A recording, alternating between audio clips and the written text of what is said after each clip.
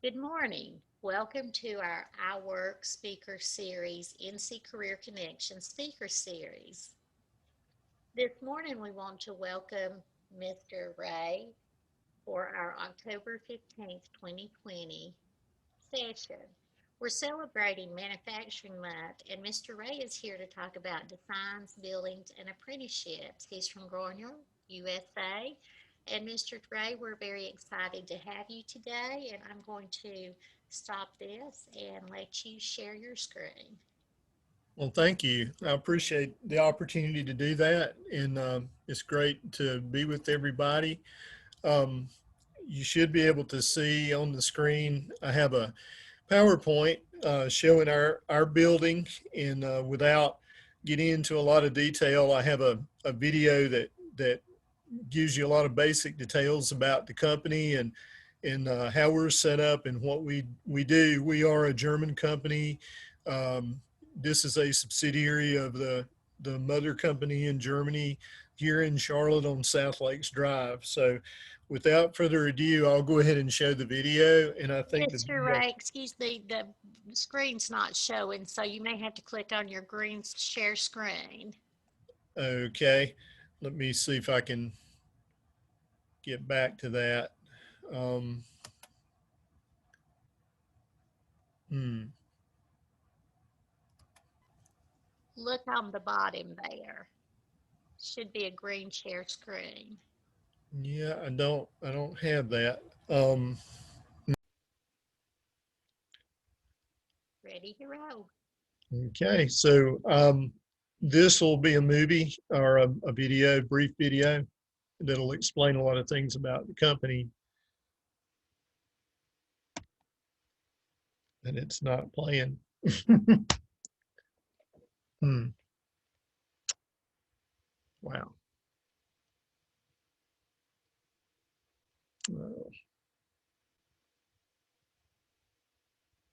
I'll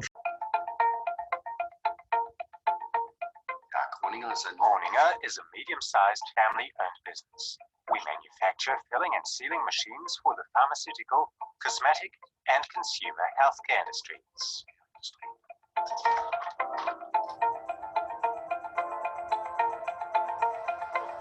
Our distinct approach is to attempt to actually understand our customers in order to transform their wishes into a machine that will fulfill their requirements.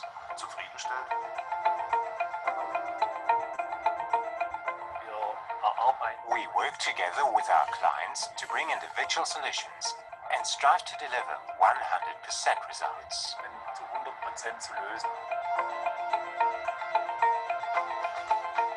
On the one hand, there are machines that have to operate nearly 24 hours a day, 7 days a week. And then there are others that have to run only for 1 or 2 hours but produce extremely high quality. We supply the entire range.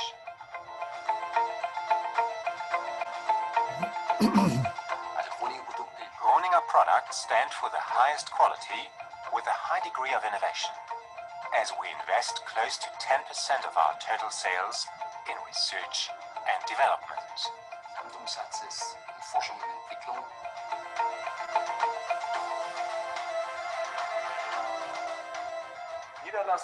We currently have a Groninger branch in the United States with a long-term mission to represent us there, both in sales and after-sales services.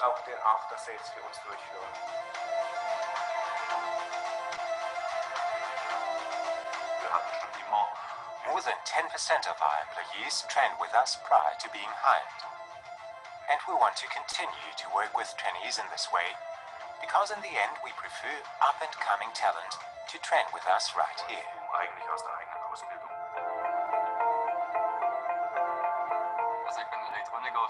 I'm an electronic operating systems technician, and when I have suggestions like this way is actually simpler or that way would work better, then I'm free to actually make improvements. It gives you a great feeling about working here. It's actually fun.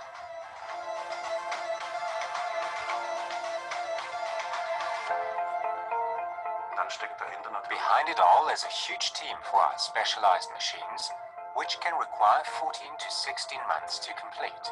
An extensive team of professionals.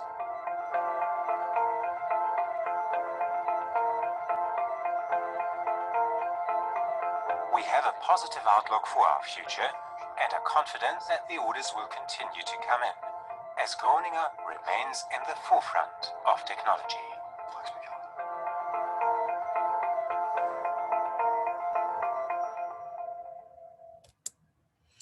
So as it said, we manufacture custom machine lines for the pharmaceutical, cosmetic, and consumer healthcare industry. And we have a branch here in the United States, but our home company is in Germany. There's the pharmaceutical branch is in a place called Krelsham, Germany, and the other is in Schnelldorf. The cosmetic part of the company is located there. Um, it is a family-owned company, which we see as an advantage.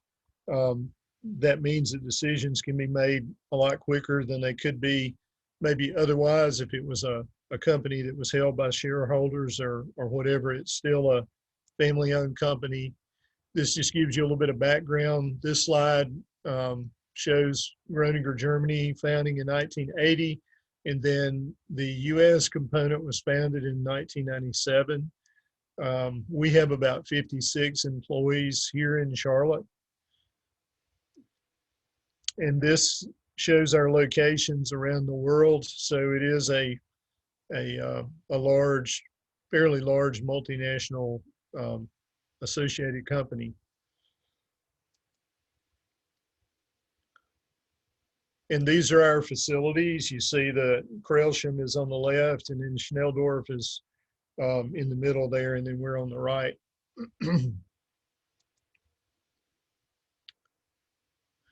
And what we offer here is we offer field service, we offer after sales service, engineering, technical support. We do manufacturing here. We manufacture parts. We also assemble machines, and we ship parts and machines. So it's pretty much the full gamut here in Charlotte. And these are two of our machines. The line on the left that's a fairly large machine. And then the one on the right is what we call a light machine. And this is the machine that we build here in Charlotte. And this, I won't go through all of this, but this just shows some of the innovations and growth that took place in the company. We build, of course, filling and closing machines for cosmetics and pharmaceuticals. And we're talking mainly about liquids. We're talking about cosmetics, anything from, foundation, mascara, whatever. Some of our companies or our customers that we deal with are companies like L'Oreal, Maybelline, Shiseido, the big makeup companies or big cosmetic companies are our customers. On the pharmaceutical side, we deal with companies like Pfizer, large companies, Johnson & Johnson, Pfizer, some of the companies you're hearing talked about today because of the vaccine rollouts and all of that. We have a registered apprenticeship program that's registered through through Apprenticeship NC, which is administered through the community college system, and it's associated with the U.S. Department of Labor as well. It's it's an 8,000-hour program, which means it's a four-year program that includes college and on-the-job training. So the end result of the apprenticeship is 4 years of work experience with on-the-job training, 6,400 hours of on-the-job training, 1,600 hours of community college at Central Piedmont Community College. So that's a 2-year degree. We have 3 tracks. We have mechatronics, we have machining, CNC machining, and we have engineering. It's called mechanical engineering technology, and we hope to soon add an electrical engineering technology program as well. So right now, 3 tracks. the great thing about it is when you look at these guys, most of them at this point are getting ready to graduate. I don't have pictures of the new guys in there, but they're either graduated or getting ready to graduate. Most of these guys have bought houses before they even graduated from the apprenticeship program. So they make enough money that, you know, they can buy a car, they can buy a house. It's a scalable wage with apprenticeship. And, you know, what it's part of what this is all about is building manufacturing in America. The skills gap, a lot of people think, you know, that there's not jobs, but there are plenty of jobs. There's just not enough skilled labor to fill the jobs. And that's where we come in with our program, is we're trying to bridge that skills gap, because right now there's approximately 1 million manufacturing jobs in the U.S. that cannot be filled due to that gap, due to people not having the training and expertise that they need to do the jobs. So by 2028, that will go up to 2.4 million unless there is a change. And there are changes taking place with local and state and national government supporting apprenticeships. But in Charlotte, there's still over 6,000 unfilled positions in Charlotte.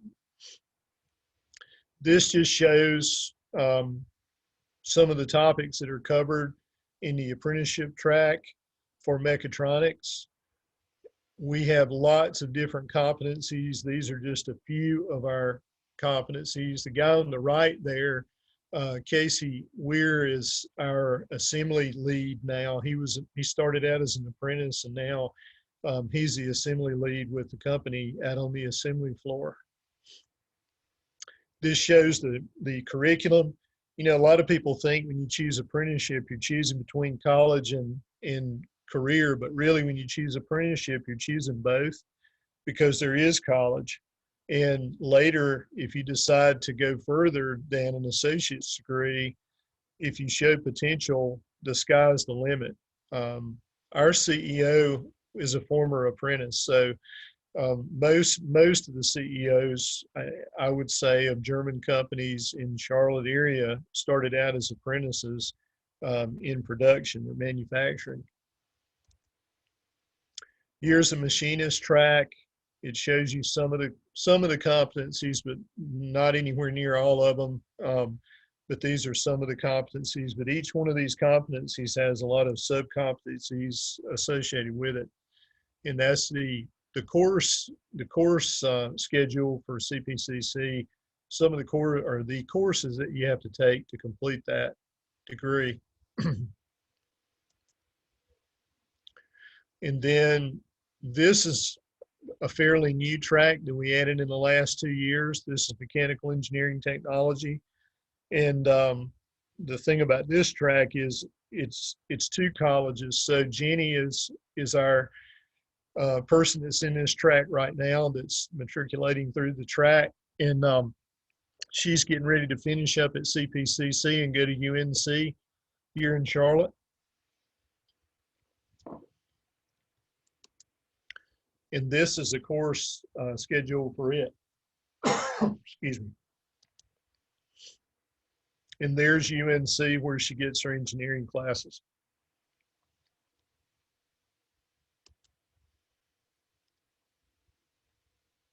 So this is our manufacturing or our assembly floor in this picture on the left here. So the attractive thing about the apprenticeship is it's a debt-free education in more ways than one. You get a college degree, but you also get practical experience. And a lot of people that go to college now that don't do an apprenticeship, you've got 4 years of seat time, but you don't have the experience to go with it, and you have a lot of college debt.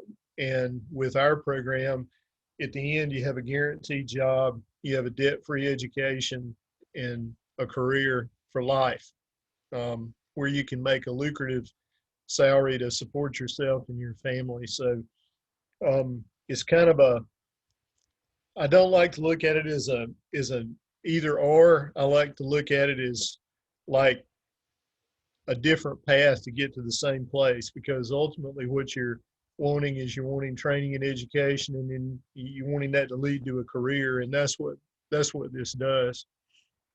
We also have opportunities for community involvement. We do Habitat for Humanity and lots of other things here. So we have lots of community involvement, team building. 2 days after I came to work here, we were at the Whitewater Center, and that's, we're out there at the Whitewater Center doing fun stuff and doing team building, doing the ropes and the whitewater and everything. You learn practical skills. These are our guys, our second year guys now, doing their first year machining project. Future oriented career, and you have an opportunity to do job rotation where you have you go through the different departments, so you experience what the different departments are like. And we have had people change, like Corey there on the left in that picture down at the bottom. um, she was at first was a mechatronics person, and she decided she wanted to go the machining route, so she changed over. And early on, it's a possibility that you could do that. So the way our selection process works is in February and March, we select for orientation, and then we have on-site orientation, the placement exams. Then we have a summer internship, and we determine from the summer internship who the candidates for apprenticeship would be. So the way it really all starts is right now we're in recruiting season. So we're going out to the schools virtually and talking to students like sort of like we're doing today. So these are our actual guys. These are not models. These are our these are our actual folks, and they're really great group of guys. And all the folks, well, the redheaded guy in the front, he's out. He's a CNC machinist, and the other guys are getting ready to get out. So that's our program at Groninger.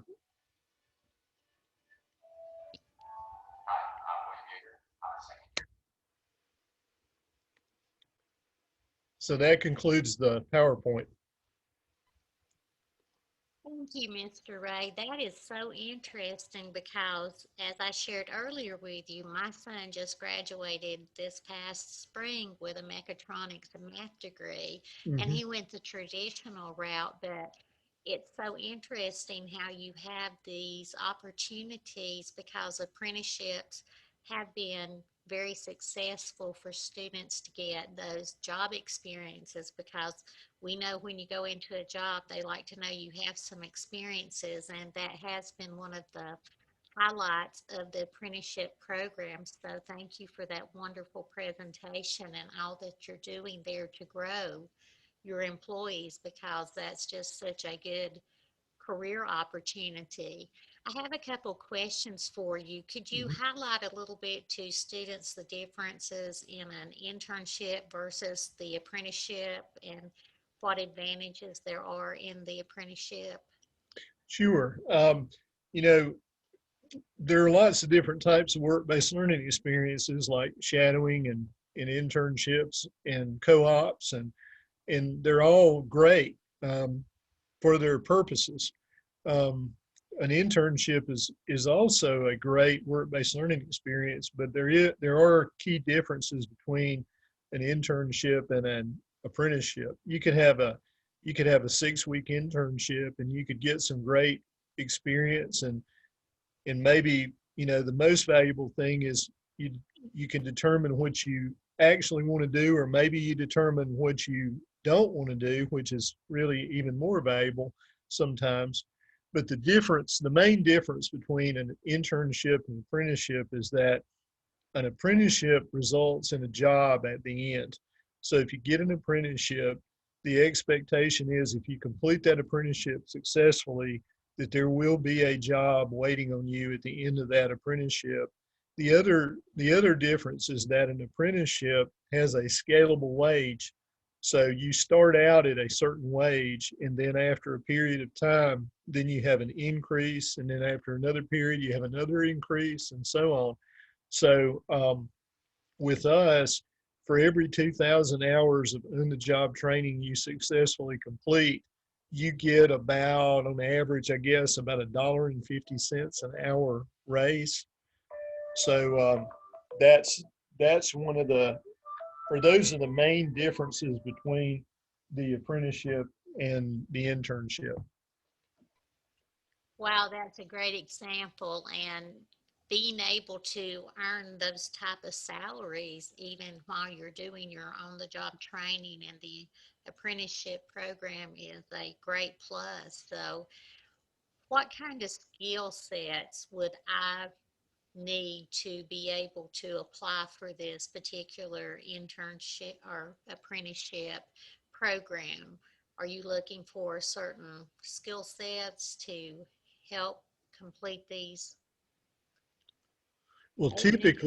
typically what we do is we look we look at technical schools. We look at high schools where there's emphasis placed on engineering, technology.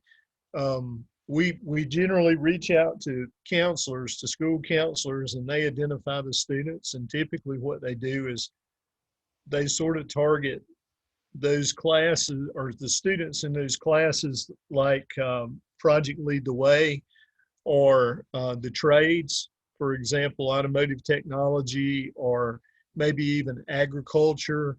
But really, it's the opportunities open to any student. Um, it's more about whether somebody just really wants to do an apprenticeship in this area. We've had other companies that we work with, they've had students that are art majors. So it doesn't mean necessarily that you have to be on the math team and in all the Project Lead the Way classes or anything like that. Um, the main thing is that you have an interest in this type of work. Um, it's it's um, it's attractive because it allows you to work with your brain and your hands. So you might have somebody who you might have a student who is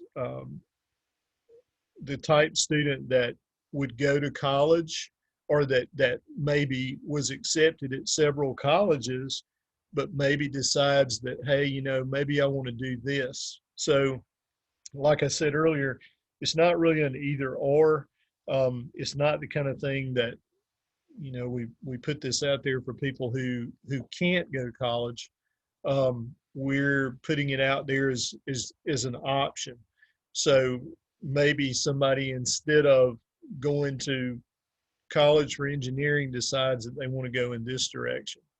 It's just a different, as I said, it's a different path to the same goal.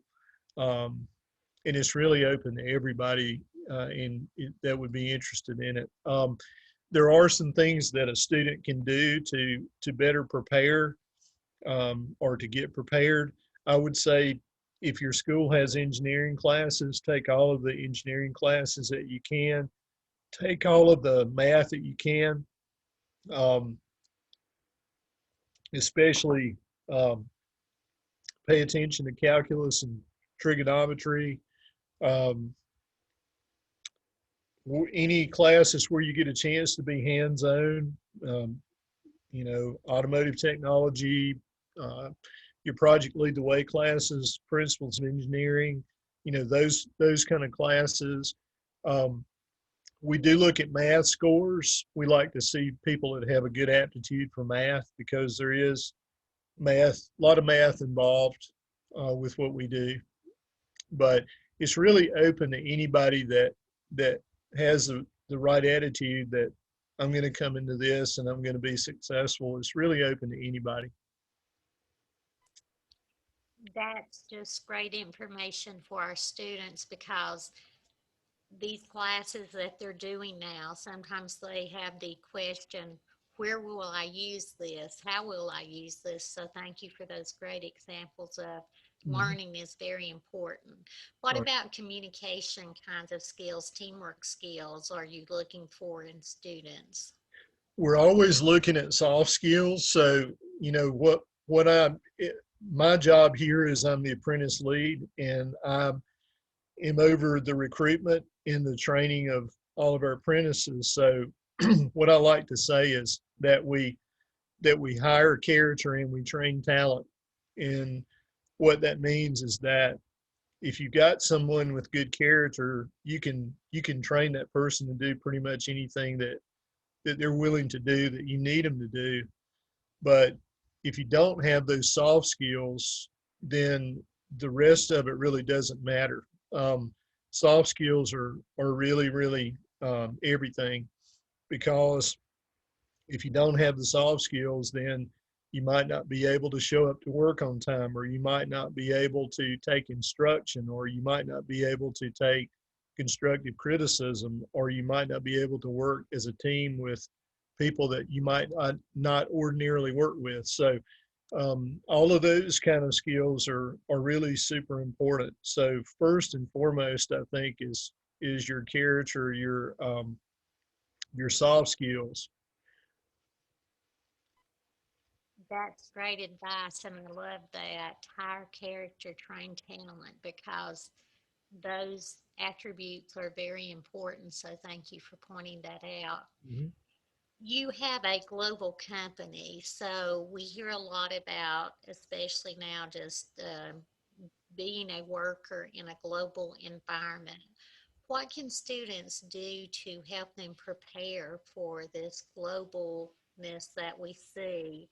And what classes might also help them with the culture and the languages? And how can schools help prepare them for that? I think anytime you have an opportunity to take a foreign language, um, I would definitely take advantage of that. Um, German is something that is in our curriculum that students take that get a CPCC. Um, we have lots of German-based companies in this area. I'm not sure of the exact number now, but I know it's way up there. So I would say if you're interested in this kind of work, in this kind of technical work, I would say it would be really important um, to sign up and take some German in high school if you have an opportunity to do so, because a lot of the technology-based companies in the area that we're in are German-based companies, and most of these companies you may have the opportunity to travel to Germany. I've got one of my apprentices is in Germany right now training, and I had 3 or 4 guys go over for extended periods of time. I mean, these guys are over there for 5 months or so um, training, and I've been over twice, and you can get by. I mean, most people in Germany speak English really well, but um, when you're over here in the States and you're working here at the facility, a lot of our documentation, the things on our schematics and whatnot are written in German. So some rudimentary knowledge of German is necessary here, but I would say whatever company you go with, if they're based in another country, if you can get experience in that language, that would be great. Yes, I know it's probably very helpful if you have those foreign language skill sets, especially if you're looking at something that's written in another language. And Mhm. sometimes I know translators do not always do a 100% job translating it. So Right, knowing the language would be a big benefit. right. During this time of COVID, I know it's harder to get into the schools, and you mentioned doing the Zooms or different kinds of meetings. If students wanted to be part of that, how could they join or find out a little bit more about it? Do you only do the Charlotte area there, or do you do beyond that? We're only doing the Charlotte area. We cover both sides of Charlotte. On the south side, we're in a partnership with Siemens Energy, and that's called Apprenticeship Charlotte.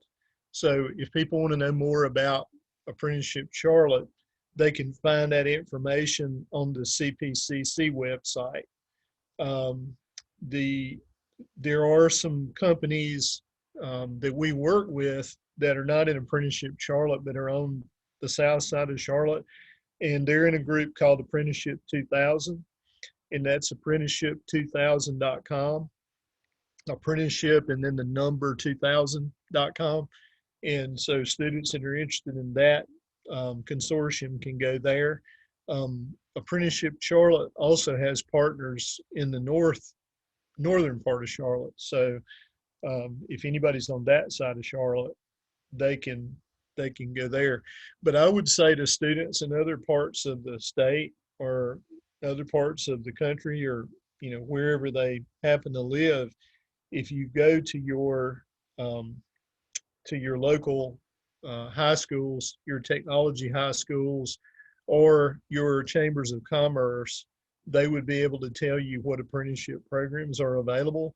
And there are all kinds of apprenticeship programs. And I don't want to misrepresent apprenticeship and make people think it's all high-tech manufacturing like we are. It's not. I mean, you can get a electrician apprenticeships, you can get plumbing apprenticeships, you can get HVAC apprenticeships. There are probably accounting apprenticeships. I mean, there are all kinds of apprenticeships that you could take advantage of, but it's a pathway into a career that's a little more of a sure thing than just going and getting a college degree and then going out and competing in the job market. Those are great examples, and I thank you for sharing where students can find out for their local communities, because I just saw a Twitter yesterday that shared that apprenticeships have doubled since, I believe, 2016. So Right. know that it's on the rise, because you talked about this being a debt-free way to get your schooling. And Mm-hmm. we know that student debt has been a huge part of our national debt for a while now. So I thank you for sharing that information. I see that April Cooper has joined us. April, do you have any questions? You're welcome to ask Mr. Ray anything about apprenticeships. He's done a great job sharing his information about how this is a way to get debt-free college education and community college, and also have a job at the end. Thank you so much. Actually, I am the professional learning coordinator for NC Virtual, and so I just wanted to come in and listen. And I apologize for being late. I had a meeting prior. It was on my calendar, but I had another meeting that ran till just now, so I immediately hopped in. So I just wanted to listen in just to see what things you were going to share. I definitely will watch the recording as well for what I did miss. Okay. Well, thank you for coming in. Sure, sure. Yes, thank you. Mr. Ray, can you also share with some of our students what good volunteer opportunities would also help them find if this might be an interest that they might want to do, or some outreaches that they might find networking opportunities to help them as they apply for apprenticeships or other programs? I would say that to get involved with maybe at their school or with schools with robotics programs, that's very helpful in the mechatronics area. And I would also say, now I don't have experience with this, and this is kind of a guess, but I would say any community that has a maker space that may have machining going on, where there are qualified instructors that can help folks get introduced to some of those skills. I think, there may be volunteer opportunities in the schools. I know our guys go out and volunteer for the robotics teams at local high schools like Olympic. So that's definitely a good place to to go out there and get some experience. So I would say definitely get involved with those things, because if you're a high school student, There are going to be adults that are involved in those programs that have had experience that can point you in the right direction. Those are some great examples, and I know some of our students are already involved in some of those areas. And I noticed that there's several young men in your program pictures, but just a few young ladies. What advice would you give to our young ladies about exploring these types of career opportunities and also applying to these apprenticeship programs? I would say definitely get involved in those classes at school that I mentioned earlier, especially the Project Lead the Way classes. Um, the sky's the limit. We love to get female engineers involved in our program, and we would love to have those folks. So I would say uh, definitely get involved. Yes, just getting involved in places and doing career exploration is always a good tip for everyone. And I find every one of these sessions very interesting. You talked about the mechanical engineering and the mechatronics. Are there some certifications that are required by your company, or do you just take the general apprenticeship program? What we do when we bring in typically, what we're doing with our technicians is we're pretty much training our own. So the only certification we require is OSHA 30, which is a safety, and they get that the first year that they're here, the first semester, they get the OSHA 30 certification. And so then when they finish the apprenticeship, they have the registered apprenticeship credential and their diploma. And but we also hire people from other companies or from other areas that have not completed apprenticeship. We have technicians that work for the company that have not gone through the apprenticeship program. So it's kind of a mix. But as far as any certification that we absolutely require, um, for anybody to be employed here, and there's not, other than once you come on board, you have to have that OSHA certification. Thanks for sharing that, because I found it very interesting that they can go to Central Piedmont Community College and then they can go to UNC Charlotte. Mm-hmm. About how many students do you have participating in those programs? Well, we just started that track it's been almost 2 years ago. So we've only got one young lady in that, and that's based on need. So when we go out and recruit, what we do is we look at where the need lies and then we recruit from there. And so right now, what we're looking at for 2021 is we want to recruit 2 people for mechatronics.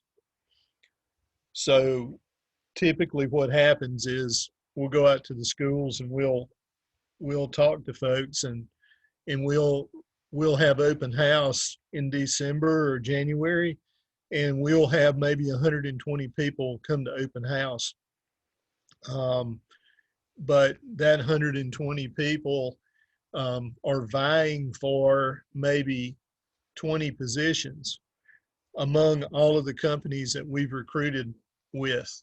We work with Siemens, as I said earlier. We also work with Sharon and some other companies in this area to recruit. And so there's a pool of apprenticeships available. And of course, there's usually not enough apprenticeships to go around among all the people that are interested. But typically what we see is we'll see folks show up for open house, and then maybe out of that group that shows up for open house, maybe half of them follow up, or maybe a few more than half follow up. And then the process, the I won't say weeding because that's not how I look at it, but the whittling down process starts to take place. So, so by the time, you know, we get through with that, Groninger is looking at having it hosting too. So what we might do is for our summer internship, we might have 4 folks, and then we would get down to 2 people out of that 4. Is typically how it works. And we have grading rubrics. So when we run people through an internship for the summer, we have projects and we have graded activities. So, and we also look at how they do if they take courses at CP. We look at how they do with that. That's some great examples for our students to look for. Is there an application process that they have to complete? Then where would they get that if they were interested in this type of apprenticeship? Or is it just something that they do directly with your company? The way that we do it is we have our open house date. We post that on our websites.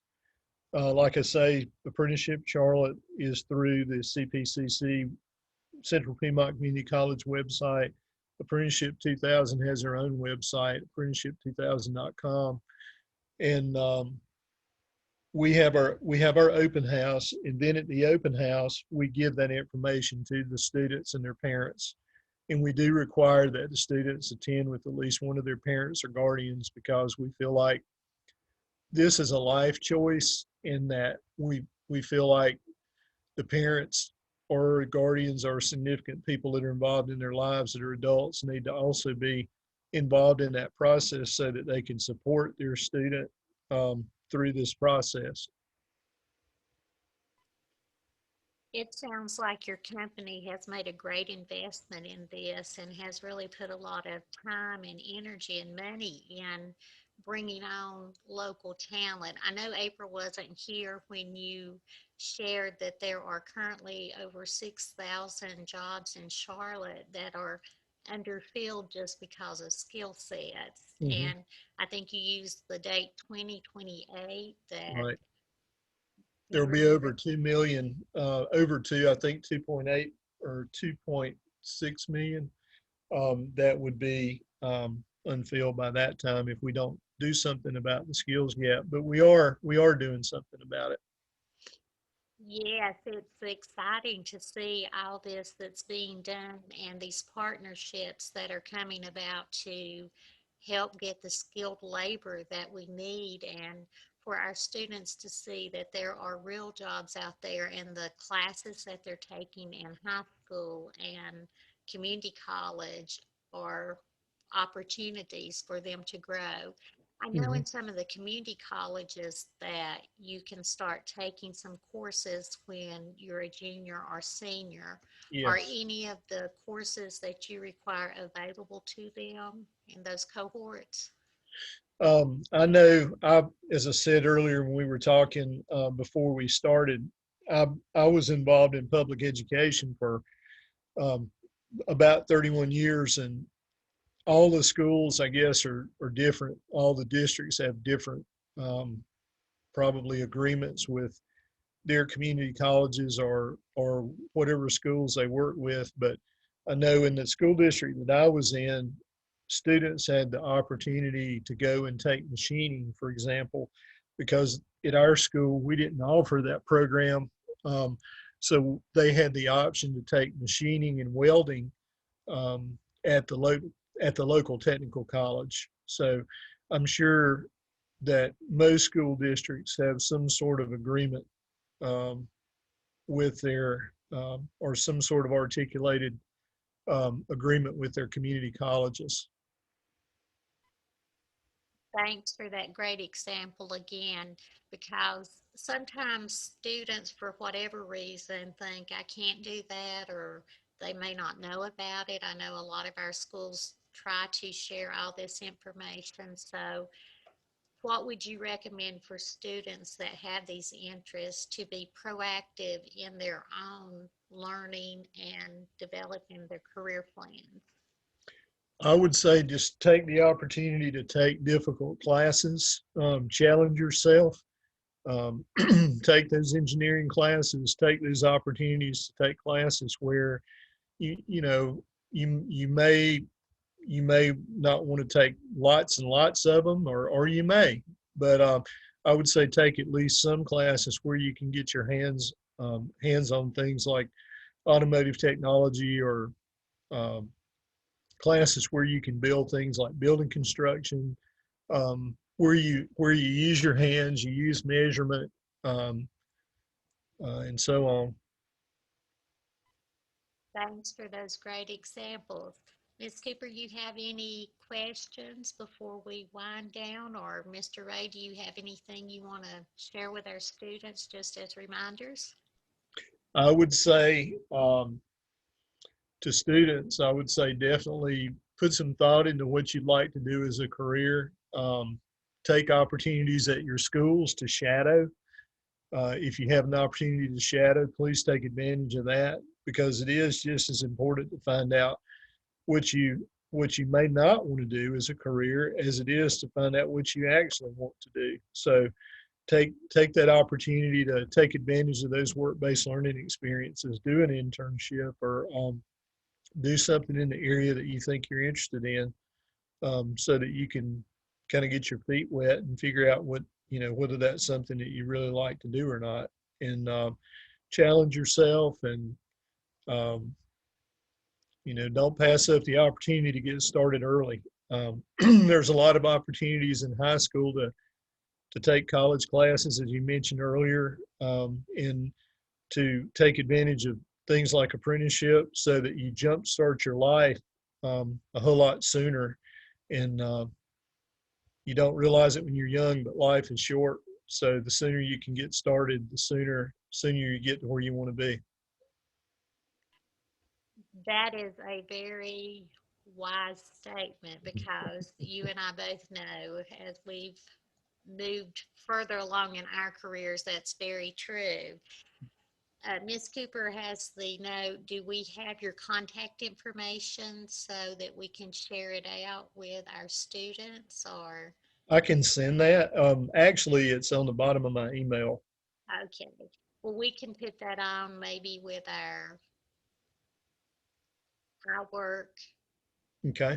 information that we do to help. So we'll do that. But you have done just such a wonderful job sharing this information, and apprenticeships are a great way for students to get into these programs and have a career at the end. And they are competitive, though. Right. According to what you said, you might have 120 people show up, but they're vying for 20 spots. But these are just great opportunities, and just like you would do for scholarships or college applications, you would want to have good skill sets and good resumes. So do you have any advice before we go? How can students stand out? Well, I would say first of all, don't let that scare you that it is competitive, because no matter what you do in life, it's always going to be competitive, and that's especially true for getting into a college that you want to get into. Um, I would say, don't let that hold you back, or scare you or whatever, because I'm confident that if you want something, you'll figure out a way to get it.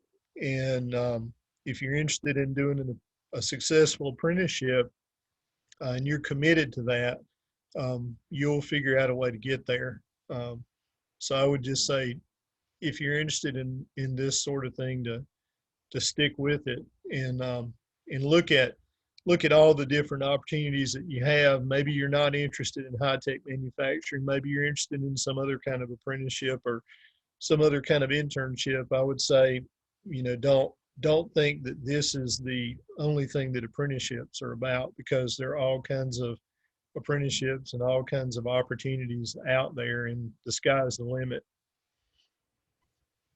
Well said, Mr. Ray. Thank you for giving this wonderful information. And helping our students know that those opportunities are available. Sometimes you just have to search and find the right people that can help you meet that goal. So Well, thank thank you. you for the opportunity to share. And if you all have any questions or have any other information that you need, feel free to email and I'll get it out. Okay, thank you Mhm. for taking your time to share with us today. Thank you, Ms. Cooper, for coming, and we'll share this out on our website, and I'm sure it'll be a great opportunity for students to learn more about apprenticeships and how they can look towards this part of their life. So thank you again. Thanks. Thank you. Thank you.